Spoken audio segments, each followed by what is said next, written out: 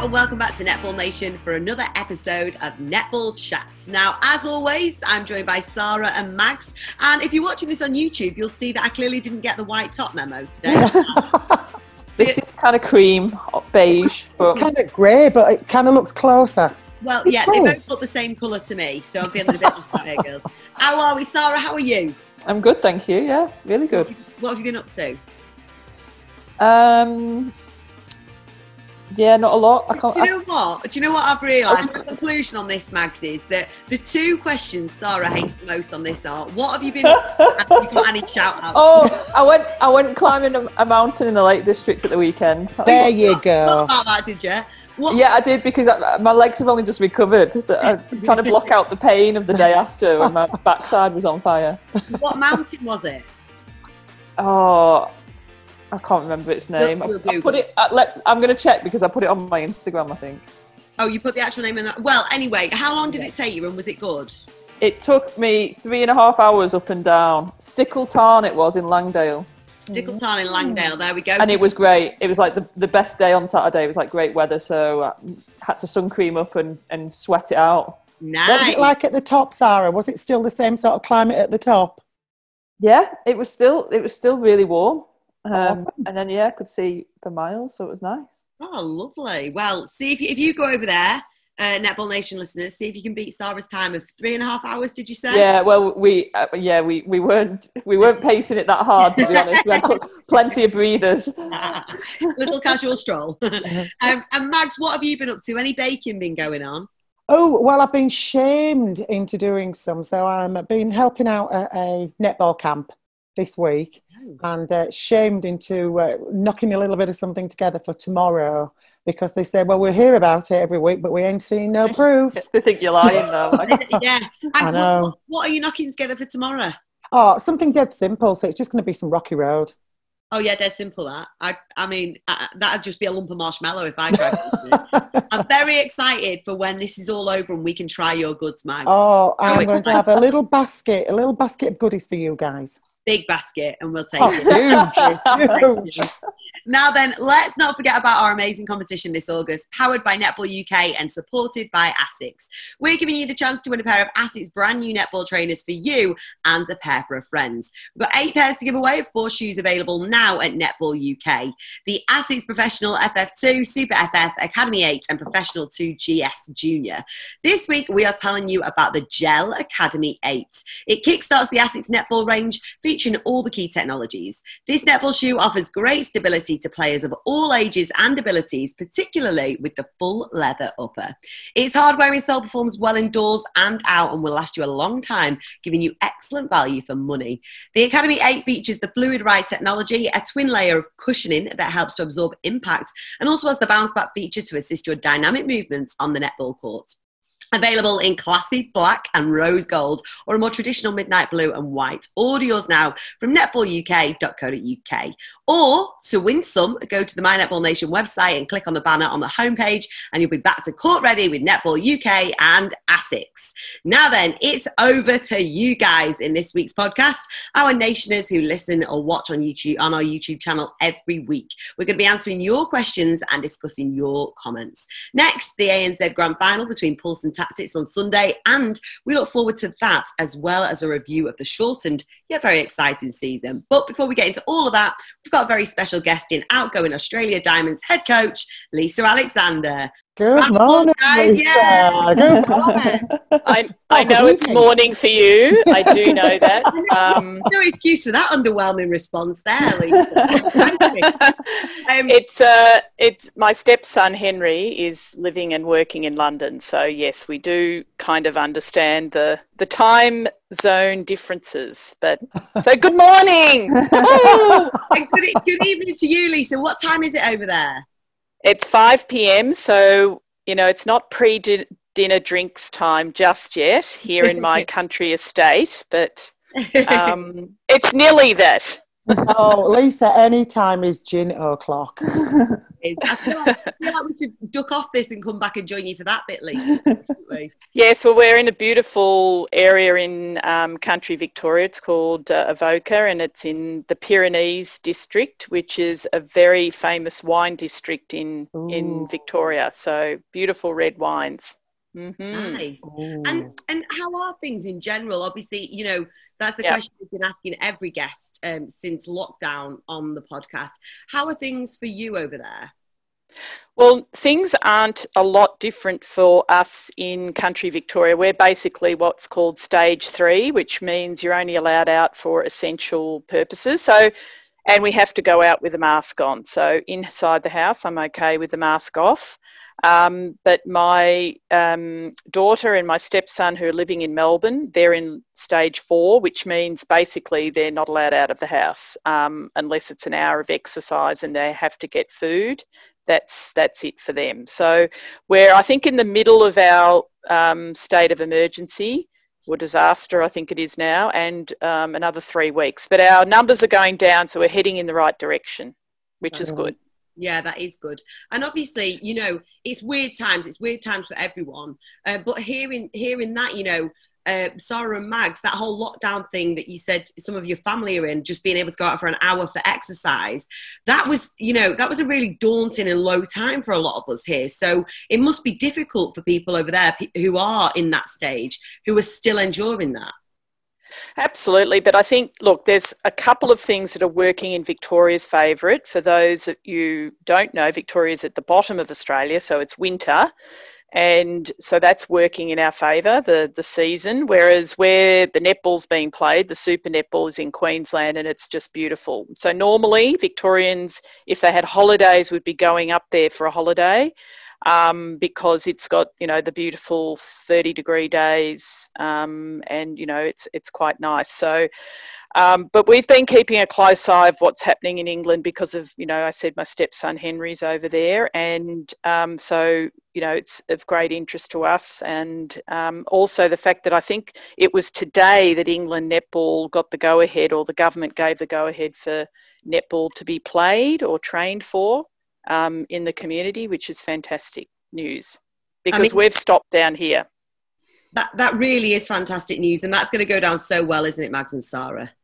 Oh, people have just been itching and praying for this day. Still got some conditions that are attached to people actually doing the netball, but you know what? We can have more than 6 people on a court, which is just amazing.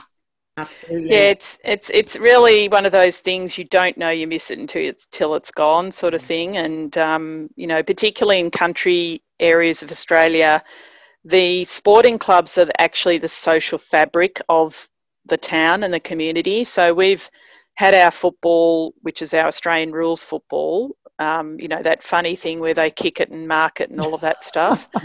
And the netball, which goes with it, and it's a club, that's all been cancelled. So it's actually quite sad for our country towns that we're missing that part of community sport at the moment. It is, and we'll touch more on the, you know, what was announced about England being able to play netball over here shortly. But Lisa, we couldn't have you on the show without getting stuck straight into the inevitable question. I think you know. Ask the hard questions. Come on, I'm ready. I've got my flak jacket on. I'm ready to go. I'm ready. Lisa, who do you think is going to replace you as Diamonds head coach, and who would you want to see replace you? Look, I think it's pretty unfair to say who I want because, you know, at the end of the day, it's actually a real privilege and an honour to be in that position. So I wouldn't want the pressure on somebody being the anointed one from me. But I can say that there are obviously, what I'm proud of, I think, is the fact that we've got a number of people who can, and obviously there will be one person who does do the job, and they're going to be ready to do the job based on, well, particularly if it comes from somebody out of the Suncorp Super Netball, they're going to be very well versed in how to deal with the pressure of decision making and scrutiny and all of those things. Although I have to say, any coach, it doesn't matter which coach you're talking about, in which time frame or history you're talking about, they never will have been prepared for what the job entails, because it is evolving and it will change all the time. So I think probably the coach that was the most prepared for it was Joyce Brown, because her 3 stints at being the national coach meant she had time off in between. So she did a world championship, then had time off, somebody else did it, and she did that each time. So she actually knew what she was getting herself into.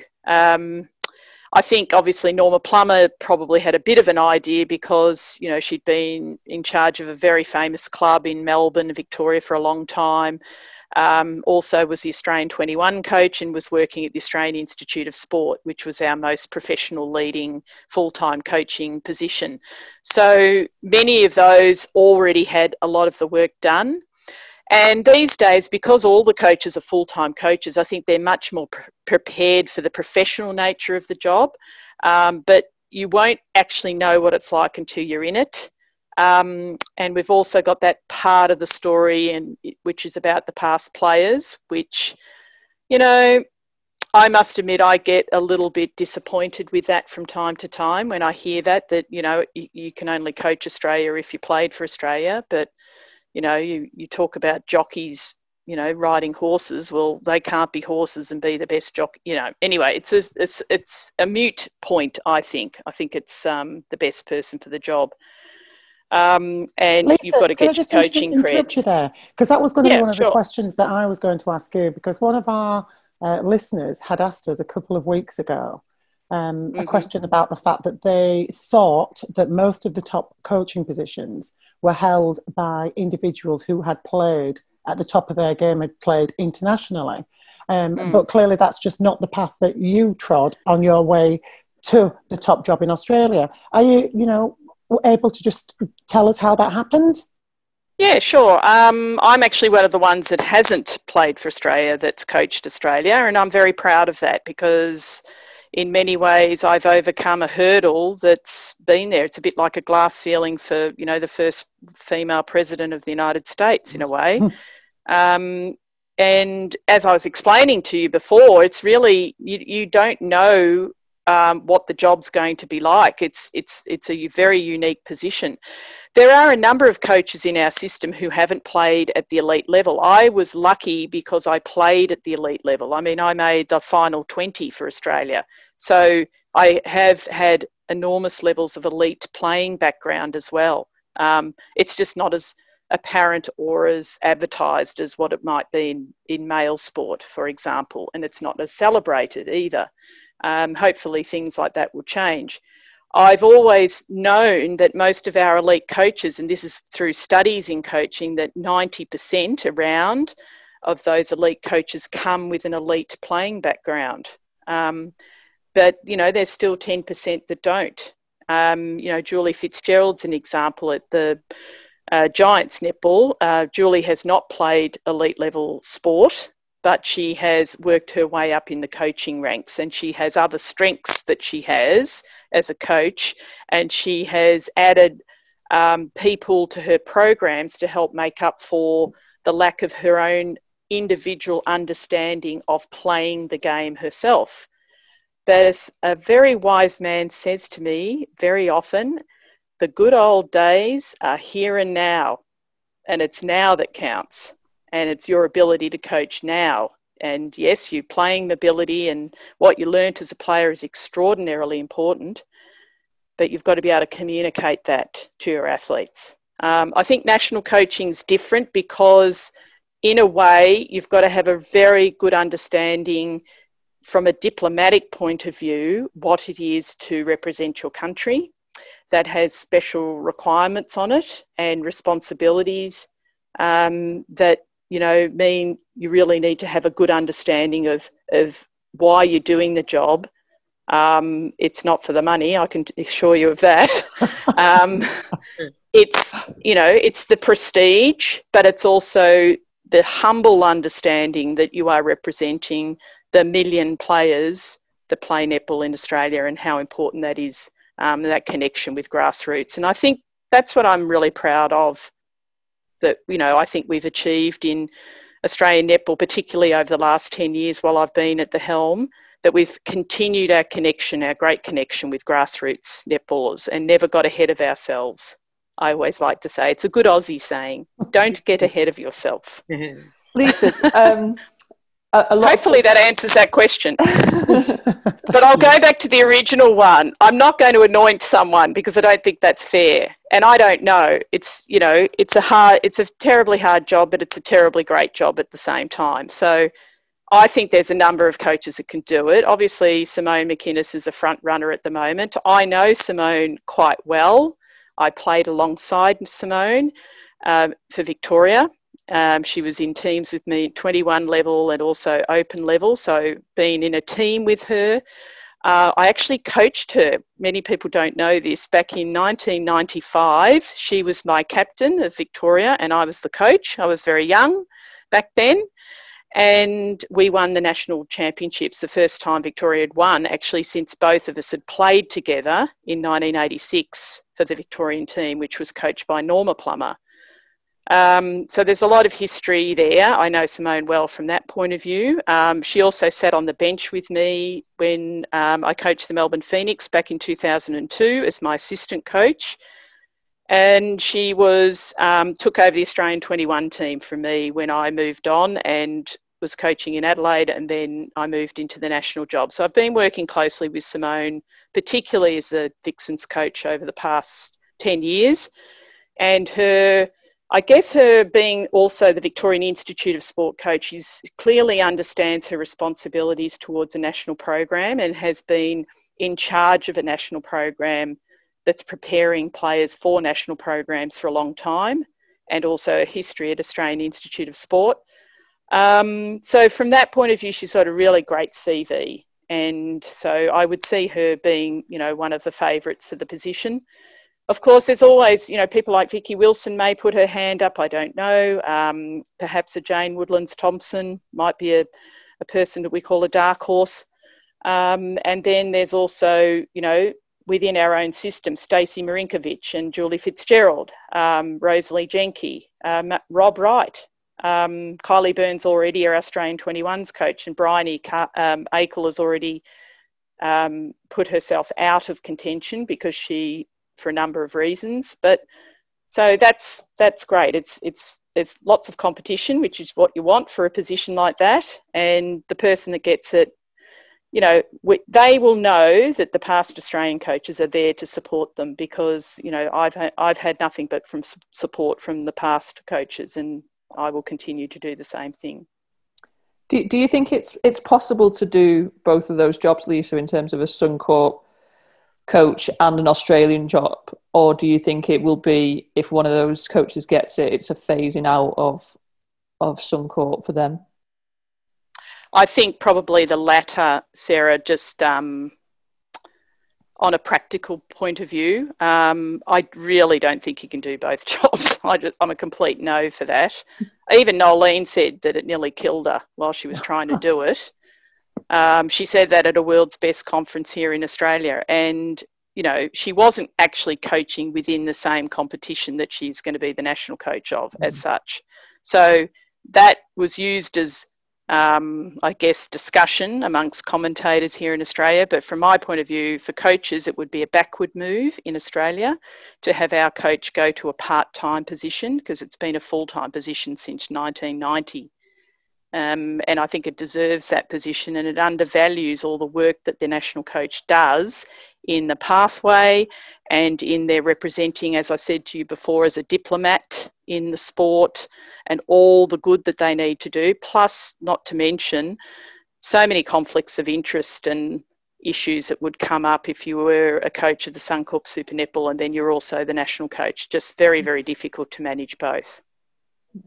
And Lisa, hopefully that answers your question. It does. It certainly does. Thank you, Lisa. And for you, I will say there that, you know, I was teaching full time when I got this position back in 2011, and I didn't just dump my Year 12 class particularly. I had to cut back a bit, and I went to part-time teaching. But it was a phased-in process. So I would say that if there is a coach that gets it from within the Suncorp Super Netball, it'll probably be a phased-in process. But I don't know. I really don't. I haven't heard a thing. Everyone asks me, I say I really don't know. That's the thing. You're going to get bombarded with all sorts of different questions, aren't you? But for you personally, Lisa, what's next for you in your career? Yeah, it's a great question.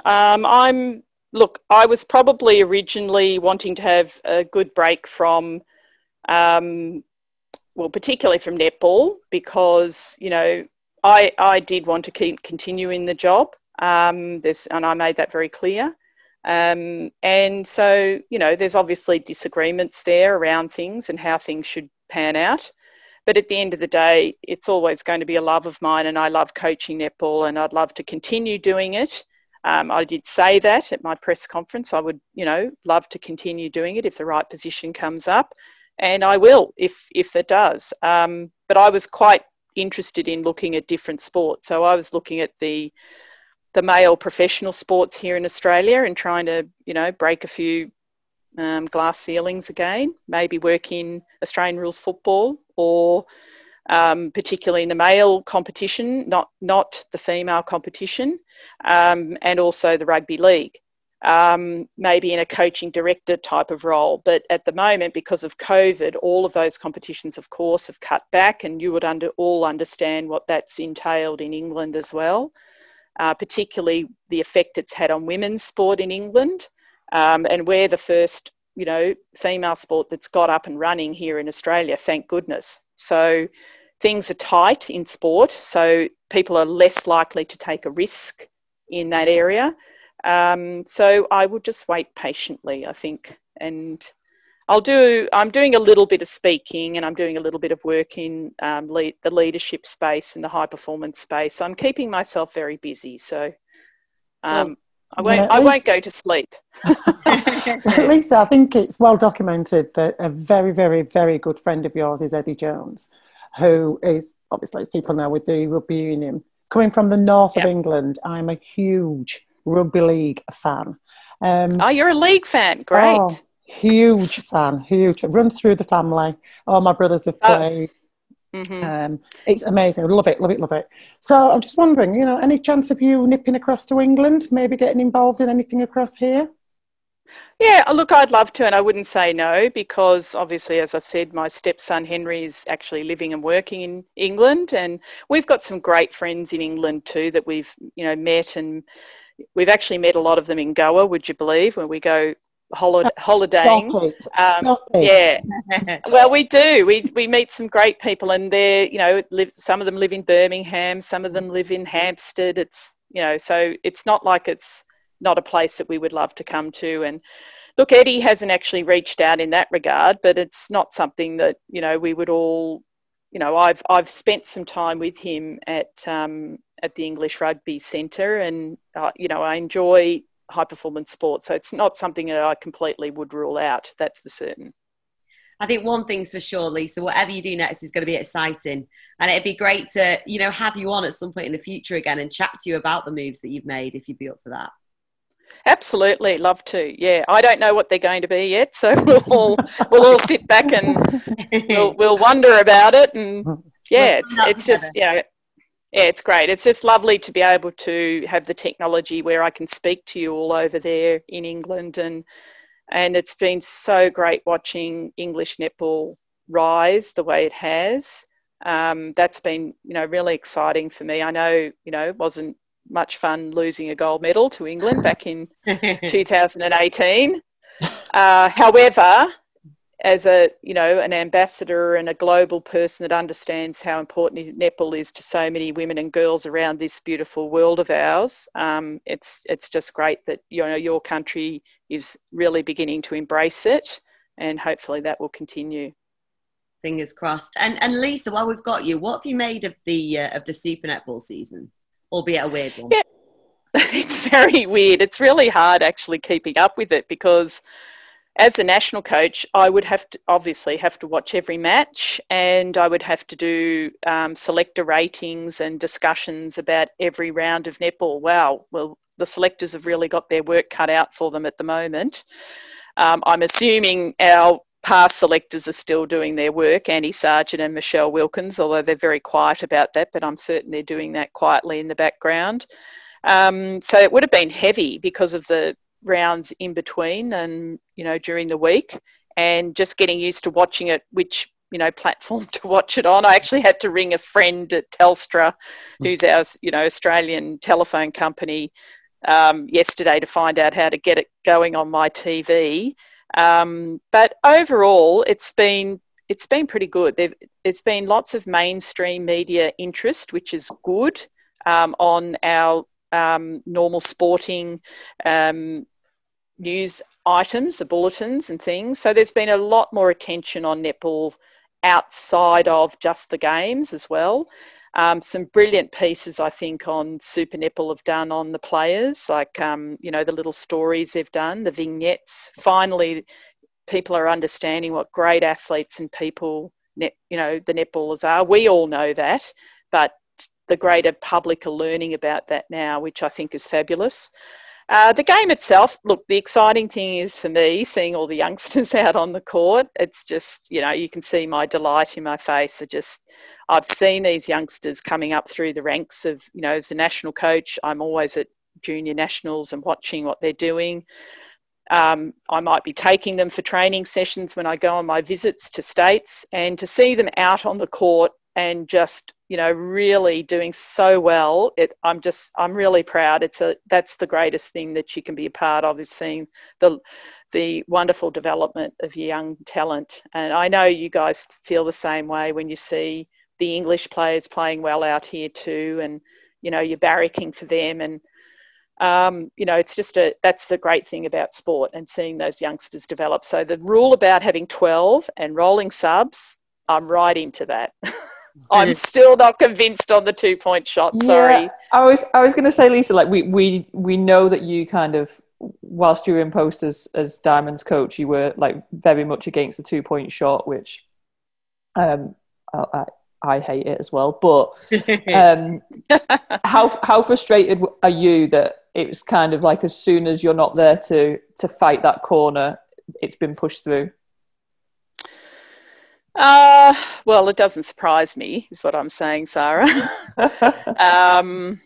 You know, that's what happens. But look, the commission were determined to bring it in. And I'm also pretty much, you know, I watch the business channels, and I'm a bit of a strategist around business as well. I can see the reasoning for that this was the only way they could get it in, is in a season where it's unusual. And that's what's happened in the other sports as well. Rugby League have brought a terrific rule in about the repeat 6. And that has just really helped Rugby League on TV here. In fact, I prefer watching it over AFL at the moment because of the rule changes, I think. And that's a big thing for me to say, you know, because I've grown up in Australian rules land here in Victoria. So overall, I think they had to do it, and they had to get it done. The way they did it, I think the Players Association have told them very clearly they did not appreciate it. And I think the players deserved greater respect around how they did that, because the players have been fantastic. Really, the changes they've had to do have been amazing to get them all up there, particularly even the last minute changes when Sydney, New South Wales was not, you know, acceptable to Queensland. They all had to get out of there within 24 hours. It was quite amazing. But netball gets the job done, as you all know. And the umpires have found it hard too, I have to say. The umpires have found it really difficult because they've got jobs. They don't get paid that well, although at least they do get paid. And they've had to uproot their lives as well. So, and they're essential to the game. So it's been a big thing for everything to happen. And even the respect about kind of consulting with them about the rule changes probably wasn't done very well. And in hindsight, I'm sure that Netball Australia will, you know, make a few changes when we get back to normal. Yeah. Normal-ish. And do you think, like, seeing the young players, like you said, is so good? Do you think that's a kind of push to keep the winning a point per quarter rule out again next year? That you get to see more young players? I agree with you. That was the thing, I think, that was probably the most, the biggest stopper for coaches to get the young ones out there. Although you will have noticed that the Vixens made a bit of a change in their approach. Simone made a change in her approach from the weekend to this match. I don't think she had as many rolling subs. So she's gone back to a bit of the old playbook, which is interesting. And that's the balance that you have to make as a coach. You know, you've still got to win, and they're expected to win. I mean, they've got the team. So interesting, that one. You know, that's the balance that you've got to get right. Even, you know, Rosalie's a good mate of mine, and just discussing the difficulty around that it's not easy. But it has to be done. It's what you've got to, you know, you've got to row. I think I've really appreciated it moving to the country is you've really got to make sure you prepare that soil for your vegetables, I tell you. And, you know, it's the same thing with young players. You've got to prepare for the future down the track. And if you don't do your work, all of a sudden you get a few injuries and you're done. So I think this, you know, New South Wales Swifts showed that last year. They were forced into it, which is different in some ways. If a coach doesn't have to take as many risks as such, you sort of get forced into it. But I think you've really got to have a mindset these days of understanding that you can't have a top 7 because something will happen and it'll come undone, and you haven't done enough work in the heat of competition to really get those players ready for it. And also, you don't know what you don't know. Like, look at Georgie Horges. And she's unbelievable. She's come onto this court and just lit the whole, you know, scene open with the way she plays. She's just been so calm, and she was ready. So it's exciting. Hopefully that answered that for you. Yeah, it's another nice example, isn't it, with Georgie, seeing that you don't have to be 6'1", you know, and be on that court. She's been nailing some beautiful shots. She's just so smart and calm, and, you know, that's what we saw on the junior nationals court too when she's playing for South Australia. And South Australia have had a winning record in their juniors, you know, for the past 5 years. They've had great coaching. They've really worked hard at the coaches that have coached those young players, and they've had great connection with the program at the top. And, you know, that alignment together, you're starting to see the fruits of that now with those players out on court. I love Taylor Williams as well. You know, Maisie Nankiville's done a great job too. And, of course, you know, Layla Gusketh coming back in, and, you know, she was, I think her first match, she probably wasn't awake properly. She's probably still getting over being locked up in quarantine. And Shamira Sterling obviously is a, you know, world-class goalkeeper. So, you know, they've got a good team, and if they play well, they're going to really shake some things up in the finals, I think. Lisa, thank you so much for joining us. It's been so insightful. I also feel like we've learned some great sayings as well from you, so thank you very much for that. Yeah, did you hear those? You got to toil the soil. I like that. Or till the soil. Love it. Lisa, thank you so much for joining us on Netball Nation. It's been genuinely lovely having you on. We wish you all the best for whatever the future holds. Thank you. And please do join us again. Love to. Thanks a lot. Thank you. Take care. care. Thanks, Lisa. Bye. Bye. Bye. 9 o'clock over there. Bye-bye. Thank you. Now, obviously, when we were chatting to Lisa there, we touched on the fact that over in England, communities are allowed to play netball again. Very exciting news, but we know that there are rules and regulations in place. For anyone listening who's a bit unsure of what they are, Mags and Sarah, can you touch on those a bit for us? I think the guidelines changed yesterday, the 18th, where they're now saying that you can actually have 30 people in, you know, on the one court together. So that kind of tells you that you can start playing netball again. However, there has got to be a distance of 4 feet behind you. I'm doing it in old money rather than what the metric system is. So you've got to have 4 feet between you, and you've still got to adhere to all the hygiene rules. It's amazing news that we can get back on court, but quite how we're going to manage to stay 4 feet away from each other, it's going to be difficult. And I know that you need to have 2 umpires as well if you're going to start playing games, and they're going to be the police on the sideline. You know, they'll be blowing the whistle every 2 seconds. You're too close. You're too close. And I think towards the end of, is it September? They're just maybe moving into the next phase where we can, you know, play proper netball and hopefully get within 3 feet of each other. So it's great news. I don't want to be, you know, the Jonah on this, because we've had our hands tied for so long. But quite what it's going to look like, we'll see. It is great news. But by that point, was it the end of September, you said, that it's going to be so ingrained in them that they've got to stay 4 feet, that they'll be like, what? We can get closer after that, isn't it? Yeah. Now then, if you didn't know, this month we've partnered up with a sports team app called Heya. Now, Heya is an app for your phone that helps your team grow while bringing everyone together in a shared love for sport. You can use the app to easily organise and communicate with everyone on your team, and it's completely free to use and trusted by coaches, parents and players all over the world.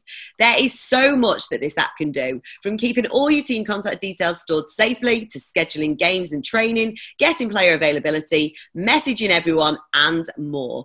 You can even set your teammates challenges on it. If you want to check out the app, it's completely free. Just download Heya, spelled Heja, from your app store and let us know what you think. Now, the last few shows have seen some of our most passionate discussions, and it's shown in the amount of comments, tweets and questions we've been getting on socials and emails. So we thought it'd be great to go through a selection of them to bring you nationers into the conversation, because after all, you're the very reason why we are here. From the super shot to improving netball streaming in the UK, you've delivered with your questions. So let's put Mags and Sarah in the spotlight and get cracking with a few, shall we? When I say a few, guys, we've been inundated, right? Inundated, what, like 6 or something? No, 3. We have been. Phone has been ringing off the hook. Oh, brilliant. Right, Emma Bossum says she's enjoying the discussions, again, thank you, on how to grow the revenue and reach. I don't know whether Sky Netball have exclusive video and TV rights, but I still believe the concept of paying for streaming has merit outside of TV. Look at the Netball Live app for Suncorp. Also, franchises could explore themselves, partner with apprentices, uni students as a project to set up and deliver. Loads of scope for technical, vocational and practical experience, which would be a huge benefit to all. Thoughts? I think Sky have had exclusive rights, and that has been the problem previously, because teams have wanted to live stream games and do things themselves, and they've not been able to. As far as I know, a new deal with Sky is kind of currently being discussed, so hopefully that will include things like the ability to stream, and for teams to kind of take a little bit more ownership of that. Obviously, I don't know what's in that deal, but I think teams have been pushing for a while to be able to do more in terms of getting more games out there for people to see, increasing the profile of the league, and basically just, people want to see more than one game a week. So can we make it happen? Yeah, it makes sense to make it happen. Yeah, and for the cost, I mean, the Netball Live app, it's about £14 for the year. It's peanuts. And if we had the ability to do something similar, I'd hope that we would get lots of take-up. But I think there's been a really interesting discussion this week, hasn't there, on Sky Netball, about the fact that we've got so many people who play the sport, and yet the reality is that there's very few actually tuning to watch the games. And there's very few that put bums on seats when it comes to actual live. And I think that's the risk. It's like the costs of streaming are obviously less than live broadcast, but there's still costs involved, and you can't kind of the way things are with finances and COVID and things. You can't just kind of go, oh, we're going to stream every game and then get 10 people tuning into a stream. So I think it'll be a gradual process if it happens, but I would like to see it happen. Yeah. And the second half of I think that the listener's question, when they were talking about tapping into resources that maybe, university students that are doing some sort of sport degree or media degree or something like that, I think there'd be a fabulous resource. But they're not 10 a penny, and these kids are busy. They're at university doing a degree for a reason, and without wanting to be disrespectful to them, we've talked constantly about making sure that the product that we put out there is professional and first class. Well, they don't have the resources, and we don't have the money to give to them to be able to put out that kind of project. I'm sure they would be willing, but it's the finished product, the article that comes out that's spat out at the other end, that, what would that look like? So, everybody that's shouting for all this extra netball, you need to start voting with your credit card and your feet, Yeah. Download it and get there and watch those live games. Absolutely, because there's certainly a scope for that, isn't there? And it would be great to see, obviously, more coverage of it. Yeah. Thank you for that, guys. Emma, I hope that answers your question. Next one's coming from Lucy Marvin Dawes, who says, I was just wondering if it's normal for defenders to wear mouth guards. I've seen Temalisi and Sulu wearing them in the ANZ. Is that normal for the UK and Oz? See, Sarah might know a little bit more about Temalisi, because I remember a couple of seasons ago seeing her with a tooth missing. So she probably wears her mouth guard to protect her crown, an implant, or whatever it may be that she's had put in place. And I'm assuming that, you know, it's about the fact that they're playing against some pretty tall shooters who, when they come down, bring elbows down and hit the keepers as they're coming down. She's just a scary Mary. Temalisi is so scary. You know, maybe she wears it. You see the ones that they wear in rugby when they put like scary bits onto them. I'm surprised she hasn't done that, so she smiles at you. But then she'd probably get done for intimidation, wouldn't she, by one of the umpires? It's not common. It's not something I see regular at all. And I'm assuming that, you know, that for Temalisi it's just to protect a tooth that she's had popped in. Would you agree with that, Sarah? Yeah, I think so. I mean, you don't really see it. Because mouth guards are quite hard to play, and like when I played hockey at school, I remember it was always quite difficult to breathe and things in mouth guards. And I think because netball's so fast and your head's turning a lot and things, I think people don't tend to wear them. But you know, if you've got something happening in that area, a tooth or whatever that you want to protect, then you know, by all means, you definitely don't want to cop one in your mouth. So. Yeah, you certainly don't. There you go, Lucy. You don't want to cop one in your mouth. That's why she's been wearing one. Lanai Pahatu, who's been in touch, says, what sort of team would West Coast Fever be if they had two shooters on the court who were actually getting their shots in? At one break, 3 players had the goal attack bib on at the same time. Woohoo! Gosh. Jeez, I hope your shooters on your team step up. Holds barred there. I think for Fever. Yeah, I mean, it's tough for Fever because I think they've copped a lot of flack since they let Nat Medhurst go. And then every goal attack that's then stepped into that role is then automatically compared to what Nat Medhurst did there. And, you know, they're not good enough and blah, blah, blah. Actually, you know, some of the goal attacks have done okay.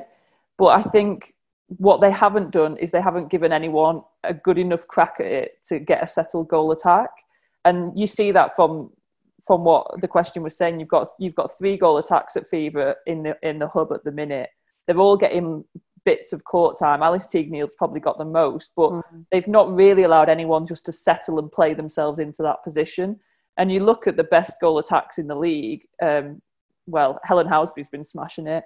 But even some of the other goal attacks, they just get time to play there consistently. Well, we talked, Sarah, didn't we, about Hodges not long, you know, a couple of minutes ago. And the fact that when she played the last game, I mean, she was horrendous in the first quarter of the game and then was allowed just to keep ticking away. And she was allowed to stay on court and came through beautifully in that win that they had against Vixen. So, you know, there's a lot to be said for letting them play through, you know, the rough patches. Yeah, there is, and I think, you know, the flip side of it is what do Fever do, because you've basically got 2 options. You let someone play and establish themselves as goal attack, or you go out and get a new goal attack, and then they'll get grief for that then, because it'd be like, well, you've got 3 goal attacks and now you're going to go and get a 4th or whatever. So I think they're in the middle of the season. Nothing's going to change now, but I think if they let someone play through it and tried to get someone who felt like they were their first choice goal attack consistently, it might pay dividends for them. There we go. I'm just wondering about the opportunity that may arise and if they're able to bring in a new player once ANZ concludes. Yeah, I think I don't know what the rules are for the club, whether they can swap players in and out. I think my understanding was that they've kind of taken 12 so that that's it, quota filled for the duration of that hub. But that's also me just assuming that common sense has been used, so it might not be that. So it's not going to be that, is it? Of course not. Well, that's what we like. We like the variety of your questions, so thank you very much. We've got another one here from Carolyn Hughes, who says, I think getting rid of bonus points as well as condensed season has driven the amount of court time young players are getting, not the super shot. Now just need to get rid of the hideous timeouts, which make the match boring and break audience concentration. What do you guys think? Well, as far as I'm concerned, I'm not a hater of the timeout, because it's nice now that they changed the rule on injuries, which were what players used to throw in, to be able to get the timeout so that coaches and could talk to them and regroup. I'm liking the fact that they're not doing the bonus point, or another thing that we've talked about, which may well come back next season. And I'm loving the fact that because we don't have that bonus point and every team running their starting 7 into the ground, it's allowing these youngsters to get some ball time and some experience, which is what they need. So for me, I'm liking the fact that they're getting to play, and I'm liking the fact that the timeouts are there to be used both tactically by the coaches at the right time to interrupt the flow of the game, which is what it's about, and allows the coach to speak to those young, inexperienced players and get the leaders to step up to look after them. I think the the bonus point thing is probably going to be used as a compromise with the super shot. So if the super shot is staying, from a Australian coach's perspective, whoever that is and comes in, if the super shot was staying, if I was coming in as an Australian coach, I'd be like, well, if that's going to stay, then I want the bonus point not to be in again, because it is, Carolyn's right. That's why we're seeing more youngsters playing. And that's why you're seeing the Australian youngsters coming through. And we've not seen that for the last 2-3 years in Suncorp, because everyone was so terrified of losing a quarter that people were just running 7. I disagree slightly with Mags on the timeout, because I think it's detrimental when those players go to internationals. And I think this has been spoken about before in terms of, I mean, I'm not really bothered because it's only detrimenting Australia at the minute. But when you get to an international, you've not got timeout. And as a player, if you get used to when things are going bad, you can call a timeout and you can have a chat about it and you can get input from the coach. Then trying to adapt to not having that and having to think for yourself and pull yourself out of it is quite difficult. So I don't think it's doing the players justice by giving them timeouts. But again, it's a commercial thing. They want ad breaks. They want to get advertisers on there. So let them, and let's hope Australia keep losing because of it. Oh, do you know what? But things, Sarah, are usually driven by what happens in Australia in that particular league. And the scary thing about it is that, you know, would they then take it to the International Federation for discussion and bringing it in permanently across the world? Well, that's probably the way this is going, you know, like if the Aussie Diamonds can't kind of dictate to their league, they'll probably try and dictate to the rest of the world, which historically is what's happened in world netball.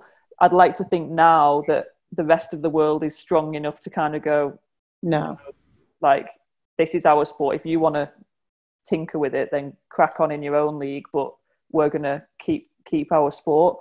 But I imagine that's the way it's going to go, that Australia will be like, oh, you know what, why don't we bring timeouts back to an international netball? Yeah. We'll see.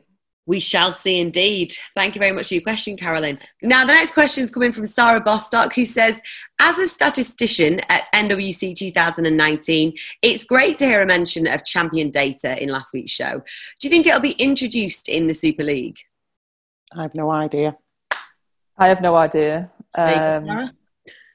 I'd probably say no, because I think it's probably quite an expensive program and stats program to introduce, but I don't know, to be honest. It'd be nice if it was, because it churns out loads and loads of stats for people, but that's what makes me think that the cost is probably going to stop it. Okay, there you go, Sarah. Short, condensed answers there. In a nutshell, they don't know.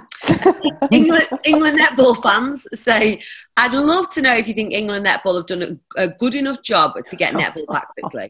Have they overcomplicated it and gone looking for dangers in the sport that aren't in netball any more than they are in basketball? Everyone I know is frustrated as hell and trying their hardest to stay sane and not get too unfit. I'd also like to know if running 5Ks is good pre-season, ready for when we can play socially again. And if so, how many times a week, or does it depend on your position as to how helpful running is? Over to you guys. First part feels like a loaded question, doesn't it? Yeah, it does. Be very careful, don't pull that trigger.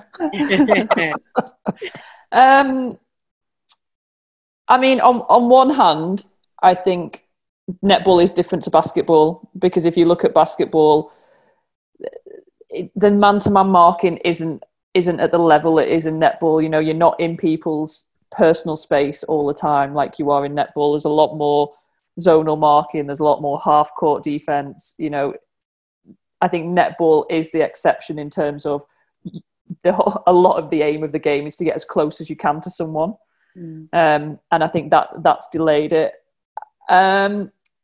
I think the frustrating thing from England netball is I don't think the communication has been great. I actually think quite a lot of work has been going on behind the scenes. Like they've done a lot of studies, and they've used Australia and the Isle of Man to test this new modified version of the game. They've used a lot of video analysis to see how dangerous it is COVID-wise. I just don't think the communication has been great to the grassroots and community netball. And so it looks like nothing's happening. And I can understand the frustration on that, because it has been a long time and you see other sports coming back, and it is frustrating. So I think it could have been handled better, but I don't think it's a lack of effort on England netball's part. I think it's just probably a poor communication of what is being done. Do you agree with that, Mags? Yeah, I do. There's little more that I need to say on that one. You know, nobody wants to attack our governing body, because when all's said and done, the number one focus has been the safety of everybody involved in our sport.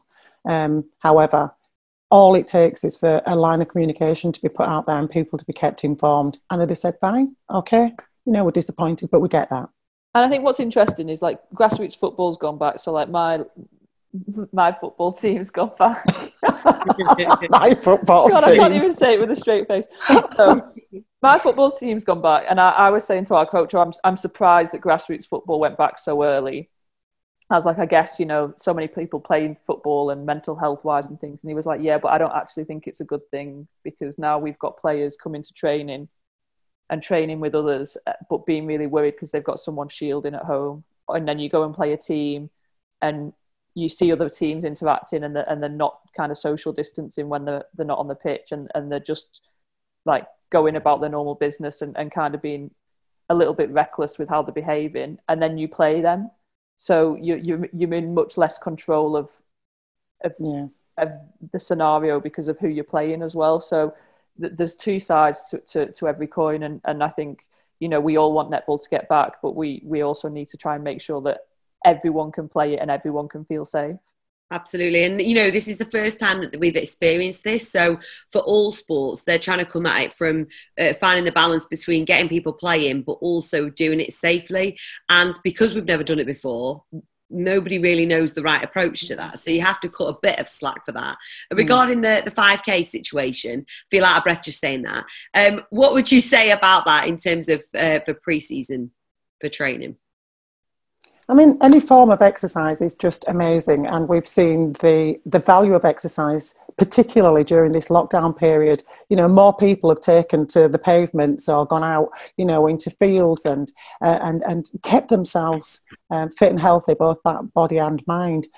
But the 5K thing is just about an endurance, and I can't personally say to this fabulous listener, you've got to do it 3 times a week, or you've got to do it 1 time a week. It's personal, and it's personal to you. And yeah, Sarah's a centre court player. Her endurance and her fitness would have to be far more supreme to what mine needed to be as, you know, a keeper at the other end, or one of the shooters. I'd love to see, you know, Janelle Fountain doing a 5K, you know, as opposed to Sarah running it through the middle. So it's horses for courses, but there has to be a level of fitness across the court for everybody. Yeah, and like as a mid-court, I used to quite like doing just running in pre-season, like pre-season, like when you're not on court and you're in summer. I used to like just going for runs because I felt like it kind of gave me a base level of fitness that I could then build on. I think there's nothing wrong with going out and doing some 5Ks if you want to do however many you want to do a week, 2, 3, whatever. But then as season gets closer, it's important that you start mixing up what you're doing and making it shorter intervals. So then I'd change a 5K into like, you can go like 4 minutes of running, 2 minutes off, and just go hard for those 4 minutes. And then do that like 4 or 5 times, and then get it shorter again until by the time you're in kind of full pre-season, you're doing much shorter intervals with shorter rest, and it's getting up to sprint capacity, because that's where it really hurts when you've basically got to do repeated sprint efforts. There we go. Thank you very much for that, guys. We've got another Emma here. Emma Allison says, how are the Nissan net points in Super Netball calculated? Please, for the love of God, if you know, tell us, because I have got no idea. Do you know what? I don't know who sits and does that, whether or not Someone it's an algorithm. Like is it an algorithm that makes it up? I swear. I mean, it's literally for every time you touch the ball or you do something with the ball, you can either get plus points or you can get minus points as well. It's also like, it's so difficult for some positions to score points, it would seem.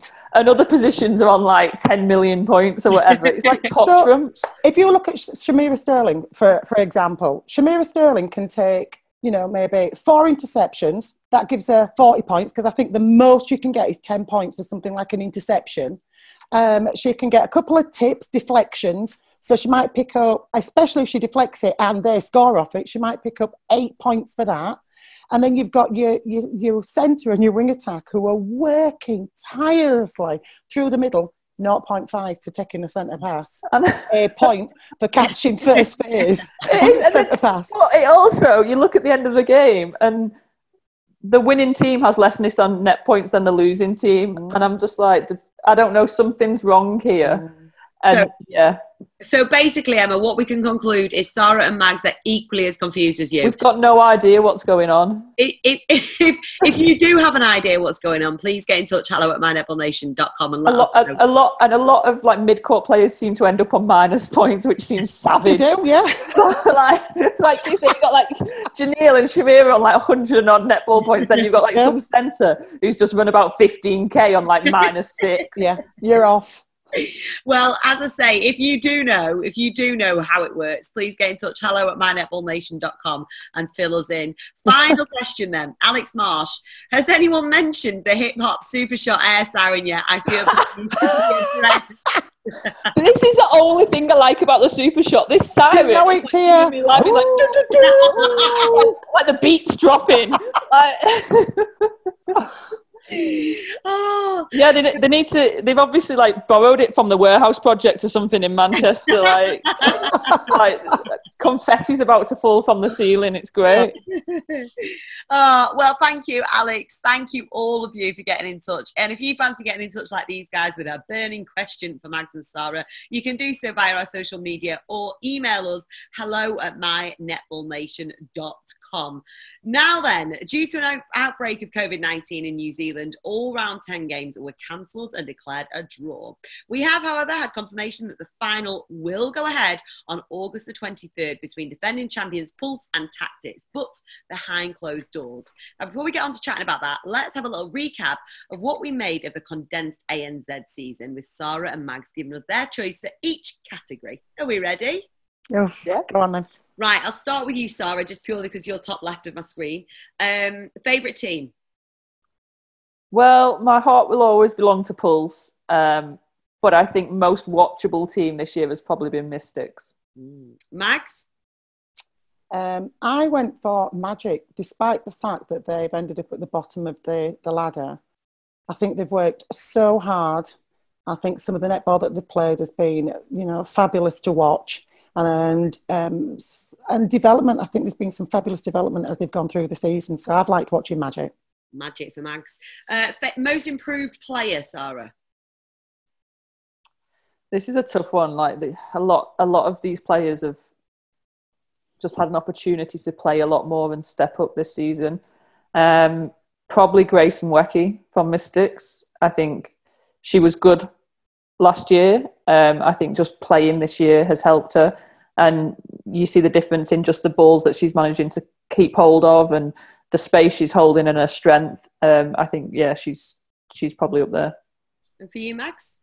I went with Georgia Tong because of the fact that she's come to the sport late. She has been given an opportunity to get on the court, and when she's got on the court, she has done some phenomenal things because she's not overly tall, but she's extremely athletic and agile, and reminds me of Carla Pretorius in the making. Nice. And most improved team, Sarah? Tactics, I think. Again, they were decent last year. I think Tipaya Selby-Rickett has made a huge difference to them. Just giving them like a double threat in the shooting circle, kind of cementing their attack end. I think she brings a steadiness to their attack end. And they always had a great defence end. You know, they've got Temelisi back from injury. So I think they're good all through court now, and you can see it in the performances. Tactics for Sarah, do you agree, Max? I absolutely do agree. That's exactly who I went with. And I think Selby-Rickett in the goal has steadied Bird's hands, because I was always a little bit worried about Bird, and she has just improved as this competition's gone on. And the defensive duo of Watson and Temelisi, well, you know, they're just on fire. So, yeah, I agree. And what's interesting now is, I think yesterday they announced they'd given Marianne Delaney-Hoshek a 3-year contract as coach. Brilliant. So they'll now get some stability with coach, which probably means a lot of their players will stay, and they'll be able to. I think they'll probably be able to build something quite special in the next few years at Tactics. It's exciting to watch. Now then, favourite defender? It's got to be Temelisi. I just think because she's different. You know, she's not just a big, tall defender. You know, she's shorter than a lot of the shooters, but she gets stuck in. She wins ball outside the circle. She's got great personality. She brings a bit of edge to the sport. So you're always going to want to watch her play. And for you, Max? Temelisi. I've got exactly the same person down for the same reasons. She's just inspirational as a defender. That never say never attitude. And between her and Jane, they show you how a unit defence within the circle should work. It's great to watch them. I have to say, though, my favourite defensive pairing were actually Phoenix and Sulu at Mystics. Oh, okay. Purely because they worked the circle so well. They weren't just like man on man, you know, someone stand on the goal shooter and someone run around. The switches they did, the work they did to get around body and get on front position, it's like textbook for any young defenders coming through. Like, watch them play, and their footwork and their communication and their timing is just always on point. Favourite shooter? Well, I mean, I gave Grace Nweki most improved player, so she's probably my favourite shooter. Although, I mean, if you're going for has the most impact on the team, probably Amelia Anacasio, who's like absolutely world class this year. Just makes such a difference to that Pulse team when she's in it and when she's not. So she's probably having the biggest impact. And for you, Max? I've championed her all series. You know, it's Maya Wilson for me. I saw this Stars. and I was like, Max is going Maya Wilson. Maya, love her. And, you know, she stepped up just with obviously a training off-court pre-season. She's got herself a super fit. She has a goal. She wants that goal shooter bib permanently for New Zealand, and I think she's stamped and made a mark. I think she's been awesome. Get the ball to her. She's a finisher. Favourite centre court player, Sarah? This is hard because there's so many good centre court players in New Zealand. It's like I get really excited watching. I'm such a little nerd about it. Like Taylor Earle's been great at Mystics, I think, as a young player coming through. Kimi Orapoi is like goals, like just especially for those two are just shorter players. So when everyone's like, oh, you've got to be like 6 foot plus to play netball, those two aren't. They're shorter players. They've just got massive engines, a lot of energy. But I think for me, the best centre court player this year has been Gina Crampton at Steel. She's dragged that Steel team through some games and they've won matches they had no right to win.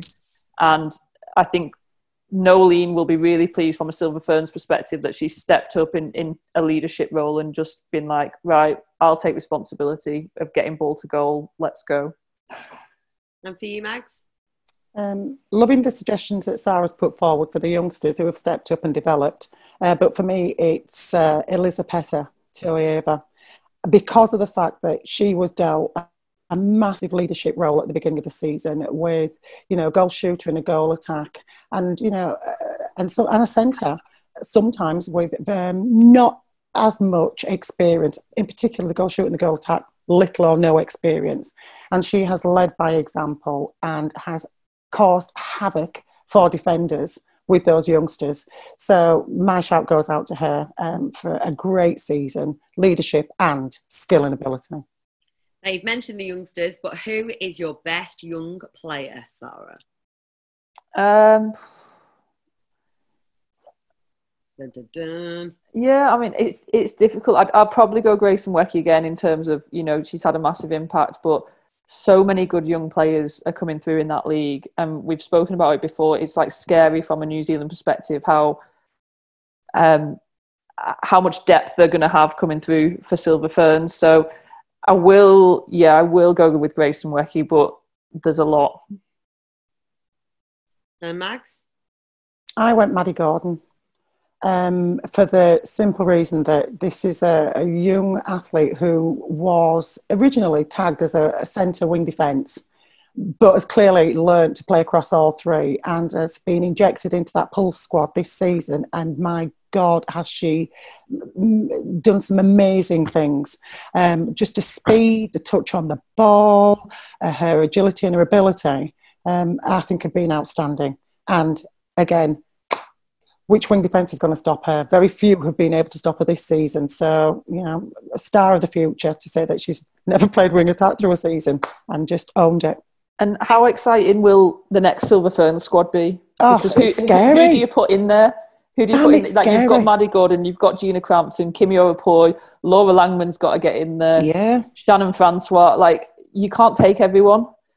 So I think that's some of the older, experienced Kiwis will be a little bit worried because they're killing it. That's a good place to be, though, isn't it? Really good. And I think it's great for international netball when we're excited about a Silver Fern squad being named. It's in a good place. Absolutely. Now, after all that, only one thing left, guys. Grand final predictions. So, how do you expect the match to play out and who's going to win this? Sarah? I mean, I've got to go Pulse because, I have to. Loyalty. But I do think Pulse will win it because I think they've had enough time now to prepare.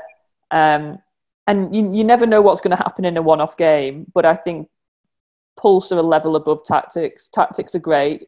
But the quality that Pulse have got in that team, they'd have to play badly to lose this game, I think. And I don't think they will. So Sarah's going for Pulse. Mags, who are you going for? Who's your winner? I have to agree with Sarah. Pulse, if they get Acanasio back and they get Gordon back, will make the world of difference. Yes, I accept that one of the games played through the season against Tactics when they had both Acanasio and they had Gordon. They only beat Tactics by 1. But that said, they're just used to playing in those big games all the time. They're more used to playing out and finishing as number 1. Even though Tactics were tipped right at the beginning to be the winners because they thought that they had the winning team, I still don't think that they will have enough to get over the line, but it'll be close. It's going to be close, but you're both going for Pulse. Yeah. That is it. That is it for the podcast today. So, Mags, I'll come to you first. Give Sarah a moment to think. Any shout-outs? Nothing really locally other than, keep going with the camps. Everybody's out there getting out, enjoying. We'll be able to have more people at camps now that we can have 30 people on the court, and we may actually have some actual movement of ball positionally. So I know that people will be giddy about that. But I've just seen that Phoenix Carricker, she's announced that she's pregnant, which is just amazing, expecting her first child. So big shout out to her and her partner, and also the retirement of Storm Purvis. So that's going to open up a door for one of those youngsters, you know, stars to step in. So let's just hope that they've given enough exposure to the girls on the bench throughout this very shortened season. Absolutely. Thank you very much, Mags. Sarah? Yeah, I mean, I just wanted to give a shout out to Phoenix and Pat, who obviously, Mag said, announced that Phoenix is pregnant, so that's great. A little baby, all black or silver fern on the way. And then also to Katie Holland at Storm, who announced her retirement, so she won't be going back to Surrey Storm. So, I mean, that's a loss for the league. Katie's been a quality defender for years through the league, but a great career again. And so a massive congratulations to her. And then, yes, Storm retiring and lots of milestones in the Suncorp. You know, Verity Charles got her 100th game the other day. I saw Kate Maloney had her 100th game. Seabass had 200 games. So to all those guys, you know, it doesn't sound a lot, 100 games, but when you think there's only, you know, about 15 in a season for those guys, it's a lot. Yeah, it's a lot. So a lot of games. Lots of shout outs there. Very impressed with that. Was not expecting it. Thank you very much for that, guys. Don't forget, we're giving you the chance to win a pair of ASIC's brand new netball trainers for you and a pair for a friend. We've got 8 pairs to give away of 4 shoes available now at Netball UK. To enter, go to our website and click on the banner on the homepage and you'll be back to court ready with Netball UK and ASICS. Now, before we go, just to let you know that next week's show will be our last for the summer, but don't worry, we'll be back in the new year once we've finally shaken off 2020 once and for all. Thanks for that, guys. See you next week. Thanks. Take care, everybody. Bye. This is Netball Nation.